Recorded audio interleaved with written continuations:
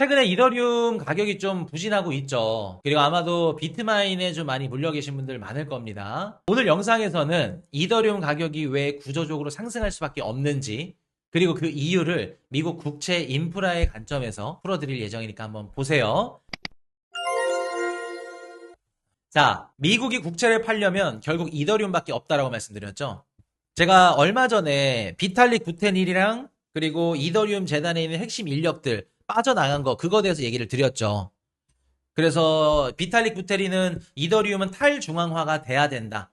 라는 입장이었고, 그리고 그 이탈한 인력들은 탈중앙화 하면 안 돼. 솔라나나 이런 뭐 수위 네트워크처럼 홍보도 열심히 하고 마케팅도 열심히 하고 코인 가격을 띄어야 돼. 는 입장이고. 그래서 지금 이더리움은 철학이냐 아니면 뭐 실제 코인 가격 올라가고 실용이냐. 철학과 실용이 지금 싸우고 있다. 라는 말을 드렸던 거 기억하실 겁니다. 근데 여러분들 그 영상의 2탄이에요. 왜 이더리움을 제가 좋게 보고 이더리움 앞으로 성장할 수밖에 없다고 생각을 하는 걸까요? 미국의 지금 최대 수출품이 뭐죠? 달러예요. 그 달러 교환권이 뭐예요? 국채예요. 그러면 본질적으로 지금 트럼프 정부도 그렇고 미국이 암호화폐 시장에 들어와서 하고자 하는 건 뭐냐면 미국의 통화 달러를 이 블록체인 생태계에 좀 더 딥하게, 그러니까 기축통화, 지금 실물금융의 기축통화가 있듯이 암호화폐 네트워크 시장에도 지금 체인에도 기축통화 달러를 박아놓고 싶은 거예요. 그러니까 전 세계인들이 앞으로 블록체인 지갑을 갖고 거래를 하게 될 건데 거기서 달러를 쓸 수 있게끔. 그러면 온체인상에서 미국 국채를 팔려면 어떤 네트워크를 선택을 해야 될까? 어떤 체인을 써야 될까? 한번 우리가 곰곰이 생각을 해보자는 겁니다. 결론적으로 미국은 스테이블 코인 쓰게끔 해야 돼요. 무슨 스테이블 코인? 달러 스테이블 코인. 그 말은 즉슨 달러를 쓰게끔 하는 거예요. 기축통화로 만든다는 거예요. 미국이 국채를 팔려면 어디서 팔아야 될까? 이더리움에서 팔아야 될까? 아니면 뭐 트론에서 팔아야 될까? 솔라나에서 팔아야 될까? 여러분들 이더리움 가격 언제 올라요? 1,500만 원 가나요? 썸머랠리 가나요? 떨어지나요? 진짜 질문할 건 가격이 아니라 미국이 국채를 어디에다 파나요? 어디에다 올릴 건가요? 그거를 질문하셔야 돼요. 스테이블 코인 이퀄 달러죠. 1달러죠. 1달러 이퀄 미국 국채예요. 왜? 스테이블 코인 발행하는 것만큼 미국 국채를 갖고 있어야 되니까 지급 준비금으로. 그러면 봅시다, 여러분들. 미국이 스테이블 코인을 활용해서 앞으로 실물 자산, 우리 RWA 시장이라고 그러죠? 미국에 있는 전체 실물 자산을 온체인상에다 올릴 거야. 주식도 올리고, 부동산도 올리고, IP도 올리고, 미술품도 올리고, 다 올리는데, 올리려면은 그 체인이 있어야 될 거 아니에요. 땅이 있어야 될 거 아니야. 그 땅을 어떤 땅을 할 거냐고요. 솔라나라는 땅이 있거든요. 미국 정부가 솔라나 선택할 수 있을까요? 속도, 수수료 매력적이에요. 또 미국계 프로젝트라고 하는 것도 매력 있죠. 근데 여러분 봅시다. 네트워크가 자주 다운됐었어요. 작년 불과 24년도만 하더라도 밈코인 막 상승장 때 미친 듯이 다운됐었죠. 그리고 검증인 수가 적어요. 이따 검증인 수가 뭔지 한번 설명을 드릴게요. 중앙화 리스크가 있습니다. 중앙화 리스크가 뭐냐면 말 그대로 지금 이더리움이 싸우고 있는 그 부분이에요. 철학이냐 효율이냐. 솔라나는 재단이 세. 코인 가격이 올라가면 재단이 많이 가져가. 재단 개입이 크다는 거예요. 근데 미국 국채를 팔려고 했더니 재단 개입이 크고 중앙화 리스크가 큰데 솔라나에서 팔 수 있냐고요. 미국 정부가 국채를. 못 올리겠죠. 자, 트론은요. USDT 이미 발행을 많이 하고 있죠. 근데 창업자, 재단 영향력이 너무 강해요. 그리고 또 어쨌든 중화계잖아. 중국이잖아. 쉽지 않죠.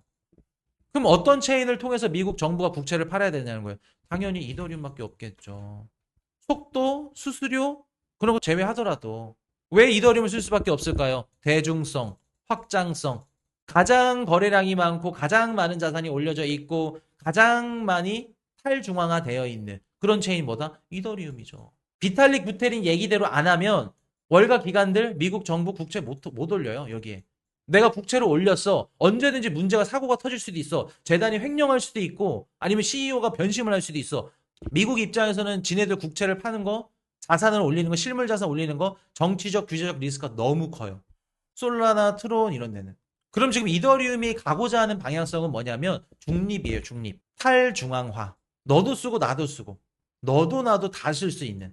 여러분 한번 볼게요. 미국이 국채 상품을 트론에다 올렸어요. 근데 미국이랑 중국이랑 싸움이 붙었어. 어떻게 될까? 중국 정부에서 절신선한테 야 트론 미국 국채 줘 잠가라 동결해라. 그럼 미국 국채가 그 트론 네트워크 위에서 동결이 되면 미쳤어요, 미국이? 트론에다가 국채를 올리게? 반대로 똑같아요. 솔라나도 입장 바꿔서 중국이 쓸까? 중국이 솔라나에 중국 국채를 올릴 수 있을까요? 못 써요. 미국계 프로젝트인데. 그럼 이더리움이 하고자 하는 게 뭐냐면 미국이든 중국이든 뭐든 어쨌든 간에 탈중앙화, 모든 글로벌 국가들이 쓸 수 있는 체인을 깐다는 거예요. 비트코인은 희소성 자산으로 냅두고 비트코인이 할 수 없는 역할, 뭐 스마트 컨트랙트든 속도가 뭐 느리고 이런 것들을 개선해서 그 장점으로서는 이더리움이 가져간다는 거예요. 충분히 탈중앙화가 되어 있는지 안 되어 있는지에 따라 전 세계 글로벌 국가들이 지네들 국채를 올릴 수 있고 쓸 수 있다는 거죠. 이해되셨나요, 여러분들? 블랙록이 왜 비들펀드를 올리고 플랭클린 벤지가 왜 이더리움 생태계에 올렸고 JP모건 오닉스가 왜 이더리움에 올렸는지 시티은행이 왜 이더리움에서 토큰화 자산을 올리고 있는지 답이 나온다니까요. 그래서 제가 올 한 해에는 이더리움에 합니다. 이더리움은 월가 기관들의 선택을 받을 수밖에 없습니다. 그 얘기를 드렸던 거예요.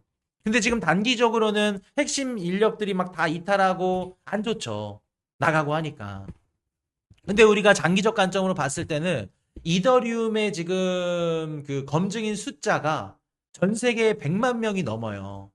다 흩어져 있다고. 어느 한 국가에 그 매립돼 있지 않고 다 뿔뿔이 흩어져 있다고요. 토큰화 국채, 스테이블 코인, 결제 시스템, RWA 지금 생태계에서 올릴 수 있는 체인 이더리움이 유일해요. 1,500억 달러죠, 스테이블 코인. 토큰화 국채 50억 달러. 확장 자산 디파이 부동산 채권. 이더리움 선택할 수밖에 없는 이유가 여기 있는 겁니다. 근데 비탈릭 부테린이랑 이게 방향성이 좀 다르죠. 트러블이 계속 나는 거죠. 자, 그럼 여러분들 지금부터 이더리움 가격이 왜 올라갈 수밖에 없는지를 한번 설명을 드려볼게요. 전 개인적으로 이번에 이더리움 가격 빠졌을 때 돈이 없는 게 한이야. 사고 싶은 건 많은데 돈이 없으니까. 자, 여러분들 이더리움 가격이 올라갈 수밖에 없는 이유를 지금부터 설명을 드려볼게요. 지금 이더리움 네트워크 위에 천문학적인 자산들이 올라와 있는 상태예요. 스테이블 코인 1,500억 달러, 토큰화 국채 50억 달러 계속해서 늘어나고 있고 이더리움이라는 땅 위에 자산이 엄청나게 많이 올라가.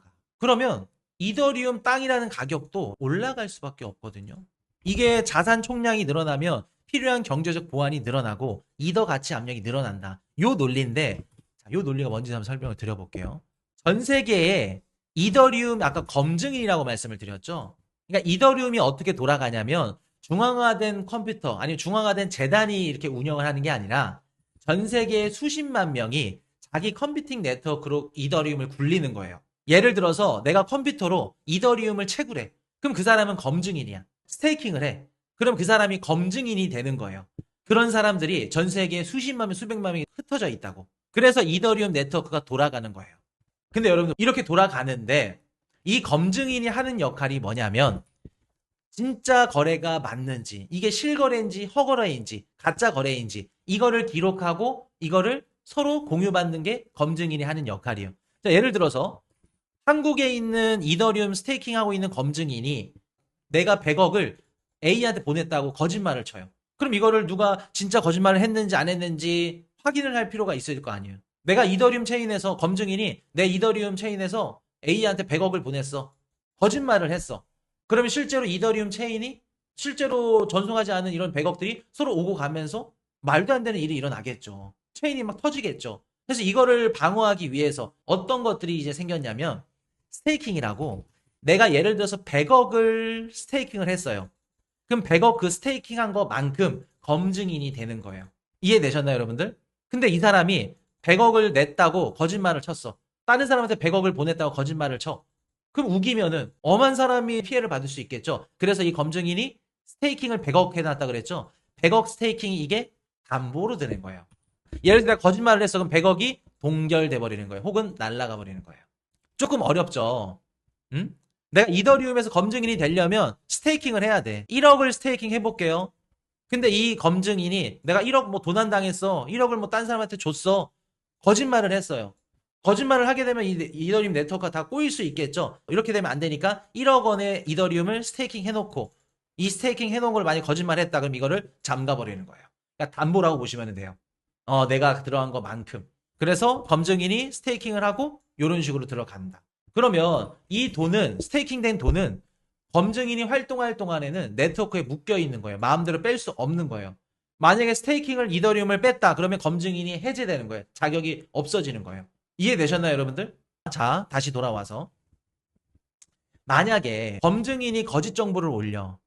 그리고 예를 들어서 네트워크를 공격한다고 가정을 해볼게요. 내가 이더리움을 많이 갖고 있고 엄청 많은 엄청 많은 이더리움을 갖고 있는데 스테이킹을 해가지고 다른 막 검증인들을 막 공격하고 안 좋게 막 이런 행위들을 해.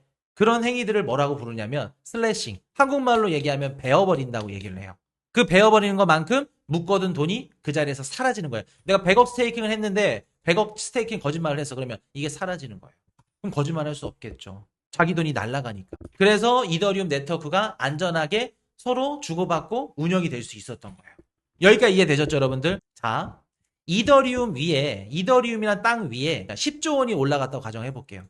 그럼 이더리움이라는 땅 위에 10조 원의 이 자산을 지키려면, 안전하게 굴러가려면 이더리움의 땅의 가치는 어떻게 해야 될까요? 10조 원만큼 이더리움의 가치도 올라가야겠죠. 자, 이해하기 쉽게 설명을 드려볼게요. 임대 보증금이랑 똑같은 거거든요. 1억 원짜리 비싼 장비를 임차인한테 빌려줘. 근데 보증금이 100만 원밖에 안 돼. 그냥 임차인이 그냥 갖고 날라버려. 장비를. 어차피 100만 원 주고 1억짜리 장비 갖고 날라가는 거예요. 그럼 여러분들 장비 가격보다 당연히 보증금이 장비 가격보다 크면은 도망가는 순간 본인이 더 큰 손해를 보는 거죠. 똑같아. 이더리움의 땅이 100억이야. 근데 이더리움 위에 올려져 있는 뭐 미국 실물 부동산, RW, 미국 국채, 뭐 NFT, 미국 뭐 이것저것 다 해가지고 10조 원이에요. 그럼 이게 돌아갈 수 있을까? 못 돌아간다는 거죠. 그럼 자연스럽게 이더리움 네트워크, 이더리움 체인 위에 올라가 있는 자산의 액수, 총액이 올라가는 것만큼 이더리움의 가격은 어떻게 돼야 된다? 올라가야 된다. 이더리움 가격이 100만 원이야. 근데 그 이더리움 위에 올라가 있는 미국의 실물 자산이 10억이야. 날라버린다는 거예요. 그러면 자연스럽게 지금 이 상황에서 경우의 수는 두 가지거든요. 이더리움 체인을 쓰지 않거나 쓰거나. 근데 지금 이더리움 체인을 실제로 쓰고 있죠. 월가 기관들이. 그럼 지금 이더리움이란 땅 가격은 가치는 그대로예요. 똑같아. 근데 이더리움 위에 올라가 있는 자산, 미국 주식, 실물 부동산, 자산의 가치는 천정부지로 계속 올라가. 그럼 결론적으로 이더리움의 가격은 어떻게 올라가야 돼요? 이더리움 체인 위에 올라가 있는 자산의 가격이 상승하는 것만큼, 쌓이는 것만큼 이더리움 가격도 올라갈 수밖에 없다는 거죠. 이해되셨나요, 여러분들? 1억 원짜리 장비가 담보금이 100만 원이야, 이더리움. 근데 1억 원짜리 장비가 위에 올라가 있어. 당연히 담보금도 올라가야지. 이게 우리가 그 이더리움 뭐 얘기하고 이제 해외 언론들이 얘기했을 때 이제 그 말하는 게 뭐 이코노믹 뭐 시큐리티라고 물리적 법칙이 나오면서 이런 얘기들을 합니다. 그럼 여러분들 봅시다. 이더리움 가격이 지금 저평가되어 있는 걸까요? 아니면 고평가되어 있는 걸까요? 제가 이 얘기도 사실 드렸었어. 이더리움을 건물로 비유를 해가지고 지금 이더리움 건물은 3년 전에도 100억이었고 5년 전에도 100억이에요. 똑같아. 근데 얘네들이 건물을 이용하는 이용객들은 3년 전에는 100명이었는데 지금은 1000명이야. 늘었어. 계속해서 이더리움 건물을 이용하는 고객들은 늘어나고 매출도 늘어나고 하는데 이더리움 가격은 그대로야. 그럼 저평가일까? 아니면 고평가일까? 아니면 쳐다보지도 않아야 될 자산일까? 저평가라는 거죠. 이더리움이나 땅에 미국 자산들이 계속 천문학적으로 올라와.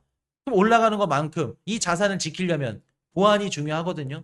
여기 밑에서 막 공격하고 이더리움 막 슬래싱 일어나고 내가 이더리움 많이 갖고 있어 난 검증이냐 할 수 없다는 거죠. 자연스럽게 이더리움도 시가총액이 몸뚱이가 커지면 아무리 많은 이더리움을 갖고 있더라도 검증이든 뭐든 공격을 하는 이런 것들이 낮아지겠죠. 보안성이 올라가겠죠. 그래서 여러분들 전 이더리움이 저평가되어 있다고 봐요. 그리고 미국이 국채를 파는데 어떤 네트워크를 선택한다. 그 중에 선택지가 뭐 이더리움, 뭐 솔라나 뭐 있다. 당연히 이더리움. 당연히 이더리움. 솔라나를 안 좋게 보는 게 아니에요. 비교 대상으로 말씀을 드리는 겁니다. 솔라나도 오르겠죠. 이더리움 오르면. 다른 거예요. 서로. 이더리움은 기관들용. 솔라나는 개인들, 소매용. 그렇게 보시면 돼요. 기관들이 쓰려면 당연히 탈중앙화. 재단의 개입이 적어야 돼요. 그래서 비탈릭 부테린이 그런 거고 그런 거에 있어서 당연히 뭐 지분도 올라가야 돼. 이더리움 코인 가격이 올라가서 자산이 좀 늘어나야 되는데 이더리움 재단 애들은 못 버티는 거죠. 그래서 저는 이더리움 너무너무 좋게 봐요. 그리고 지금 단기적으로는 당연히 하드웨어, 반도체 쪽으로 좀 자본이 몰리니까 어쩔 수 없지만 나중에 갔을 때 우리가 이더리움 나쁠 수 있을까? 진짜 이제 월가의 천문학적인 기관들이 이런저런 자산들을 네트워크에 올릴 때 이더리움 말고 대안책이 있을까? 지금은 없다. 지금은 없다. 그래서 전 다음 사이클까지 살아남을 수 있는 알트코인 뭐가 있냐 했을 때 이더리움 좀 가능성 크다고 봐요. 성장 가능성도 그렇고 살아남을 가능성도 높고.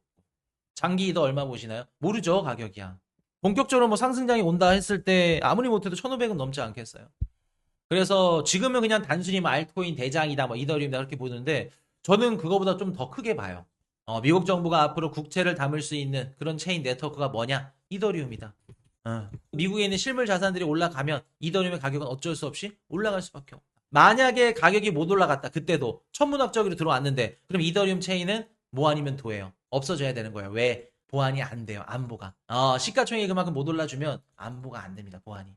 금방 휘둘리고 다른 체인을 선택할 수도 있어요. 근데 지금 월가 기관들이 들어오곤 있지만 막 천문학적으로 늘어나는 상태가 아니죠. 그래서 우리는 아직 지켜봐야 되는 거죠. 그래서 저는 이더리움 매력적이다라는 말씀. 그래서 지금 비트코인 가격이 좀 떨어지고 이더리움도 막 흔들리고 해서 막 여러분들 많이 좀 흔들리고 힘들어 하실 것 같은데 저는 중장기적 관점으로 본다고 하면 저는 좋다고 봐요. 호르무즈 해협 정상화만 된다고 하면 진짜 한번 해볼 수 있다. 포기할 때 아니다.